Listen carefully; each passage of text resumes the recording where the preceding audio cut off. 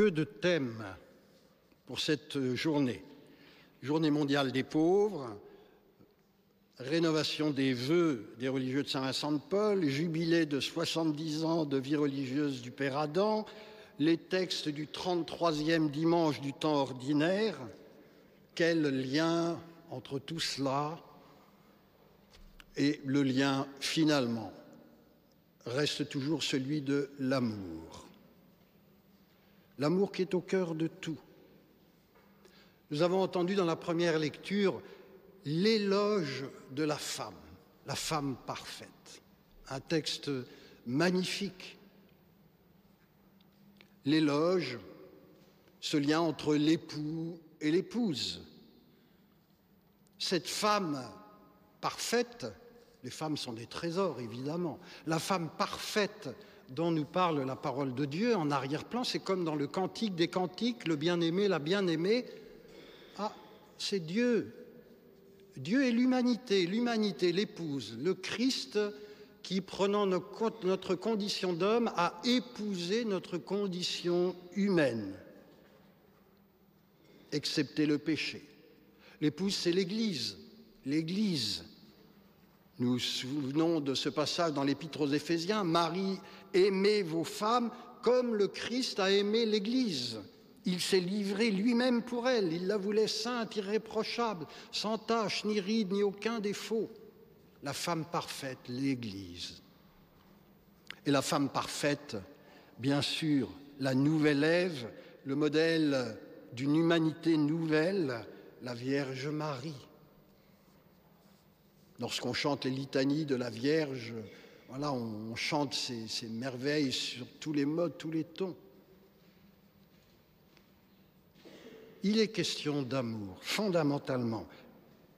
L'époux, l'épouse, c'est une question d'amour. Et c'est ce que nous retrouvons dans l'Évangile, avec la parabole des talents. L'amour est toujours appelé à fructifier, non pas à se replier, à se recroqueviller, sinon il va se scléroser. L'amour du Christ pour l'humanité, pour son Église, a été jusqu'au bout, jusqu'au tout.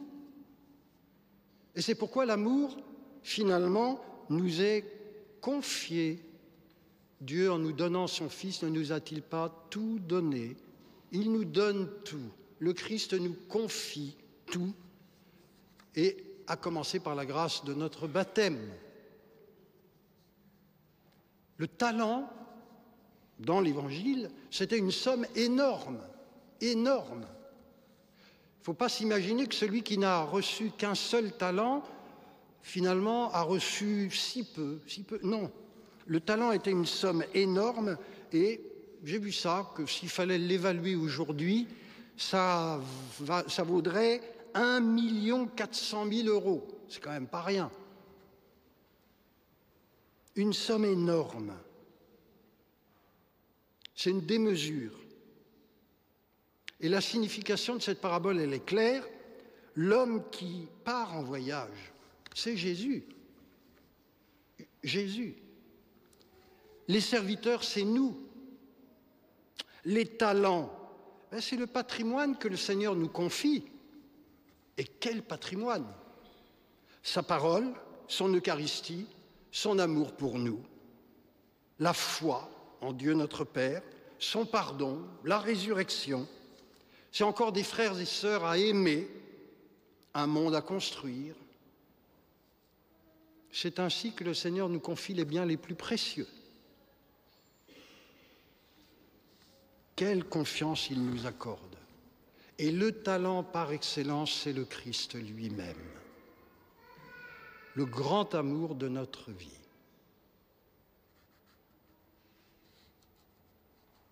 Il faut avoir conscience que les paroles que Jésus prononce, il les prononce alors qu'il s'apprête à affronter la mort et à confier l'Église à ses disciples. Et que leur dit-il? Je vous ai choisi, institué pour que vous alliez, pas que vous vous repliez sur vous-même, pour que vous alliez, que vous portiez du fruit et que votre fruit demeure. Et nous avons dans cette parabole celui des serviteurs qui est là et qui dit « J'ai eu peur, j'ai eu peur. Je suis allé cacher ton talent dans la terre. » Il n'a rien fait de mal. Il n'a pas tué, il n'a pas volé, il n'a rien fait de mal. Il rend à son maître exactement la somme qui lui avait été remise, confiée. Et c'est terrible, terrible de dire à Dieu, « Tu as ce qui t'appartient. Le compte est bon. » Et nous avons entendu la réponse de Jésus, « Serviteur mauvais et paresseux. » C'est redoutable de s'imaginer se retrouver devant Dieu, même maintenant et a fortiori quand nous aurons à effectuer notre Pâques, en étant là devant le Seigneur à lui dire « Voilà, tu as ce qui t'appartient. » Quand on pense au cadeau qu'il nous a fait, à l'amour infini qu'il déploie dans nos cœurs, nous avons ce devoir impérieux de le faire fructifier. N'ayez pas peur, n'ayez pas peur.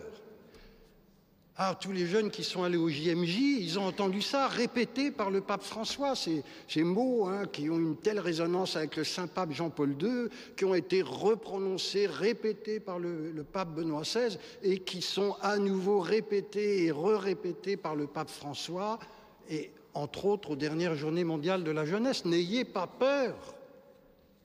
Ne soyez pas là, vous repliez, allez, allez. Il serait intéressant que les jeunes qui ont participé aux Journées mondiales de la jeunesse soient là à faire le point, là aujourd'hui, quelques mois après. C'est encore tout proche, dire « Ah, où j'en suis? Est-ce que je suis comme tétanisé? Est-ce que j'ai peur? Est-ce que j'ai de l'audace? Est-ce que je vais? Est-ce que j'annonce ?»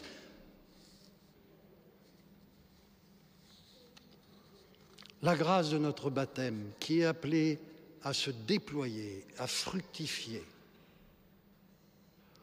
Et puis il y a une grâce de notre baptême poussée jusqu'au bout, dans une dimension de radicalité, de configuration au Christ, et ça c'est la grâce de la vie religieuse. Comme religieux de Saint-Vincent de Paul, voilà, nous allons renouveler nos vœux. C'est une question d'amour. On a été saisi par le Christ et on a répondu un jour, voilà, un jour. On n'a pas été là à se recroqueviller, c'était pas évident pour autant, mais on a osé. On s'est lancé. On a fait confiance au Dieu qui nous faisait confiance. Et c'était le cas pour le Père Adam il y a 70 ans. Il a prononcé ses premiers vœux, c'était le 19 septembre, en la fête de Notre-Dame de la Salette à Cusieux. 70 ans, c'est loin, Et ça n'a pas été 70 ans à ronronner, à vivoter. Ça a été 70 ans de joie du don et de mission. 1962, il est à Lille. 1963, à Paris, Notre-Dame du Bon Conseil. 1966, ici à Saint-Étienne. En 1971, il s'en va vers l'Afrique. 15 ans en Afrique. En 86, il va à Paris, à Notre-Dame de Nazareth. En 87, à Banon. Voilà. En 1993, il revient à Paris, à Maurice-Maignan. En 97, il est à Puteaux. En 2006, il vient à Longiron, puis à cette communauté de Saint-Étienne. Ce n'est pas une vie tranquille, où on se met sur des rails et où on se laisse porter. C'est la joie du don. Le Seigneur confie ce talent et on a mission de le développer. Et le Père Adam me racontait ça il y a déjà quelques temps. L'étonnement, quand il était en Afrique, l'étonnement des gens. Et qui lui disait, comment tu as quitté ton frère, ton père, ta mère, ton pays pour venir avec nous? Dieu est grand, tu as fait ça pour nous. Mais on n'est même pas chrétien. Ah, ton Dieu est bon. Ton Dieu est bon. Ben oui, Dieu est bon. Et Dieu nous aime à l'infini. J'étais tout récemment en visite dans une de nos communautés parisiennes, où j'ai passé des années, et à une réunion du conseil pastoral, plusieurs personnes m'ont rappelé quelque chose que j'avais dit il y a des années, et alors qui était resté là dans leur mémoire, qui les avait marqués. J'étais étonné de les réentendre me rappeler cela. Ils disaient, oui, vous aviez dit, voilà, un jour, là, en vous tournant vers les jeunes qui étaient là et les servants de messe qui étaient là, où il y avait un groupe important, je ne peux pas croire que le Seigneur n'appelle aucun d'entre vous. Voilà. Et ça les avait marqués. Et je peux répéter la même chose ici. Hein, je veux dire, là, j'ai compté 17 servants de messe. Si j'ai bien compté là. Aujourd'hui, hein, et il y en a d'autres. Le groupe est plus large que ça. Puis il y a les animateurs du Patro. On ne me fera pas croire qu'il n'y en a aucun qui est appelé par le Seigneur. Et je vais même plus loin, je veux dire, on ne me fera pas croire qu'il n'y en a aucun qui soit appelé à être religieux de Saint-Vincent de Paul, puisqu'il a grandi là, il s'est dévoué là, il a été façonné par les pères et les frères. On ne me fera pas croire ça. Alors, quel est l'enjeu, hein? Rappelons-nous de celui qui est là et qui dit j'ai eu peur, j'ai caché. Non. Non, on n'a pas à avoir peur. On est aimé ou on n'est pas aimé. Le Christ est ressuscité ou il n'est pas ressuscité. Il nous fait confiance ou il ne nous fait pas confiance. Quelle est notre réponse? Oui, le talent. Voilà. Le talent qui est Jésus lui-même, le talent des grâces de notre baptême, le talent de la grâce de la vie religieuse. Et je termine par un autre talent qui a son importance aujourd'hui, ce sont les petits et les pauvres. C'est la journée mondiale des pauvres.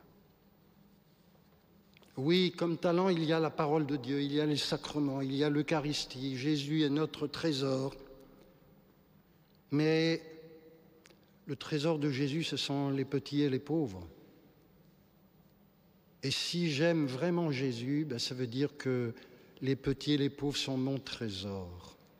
Mon trésor. Ce sont nos seigneurs et nos maîtres.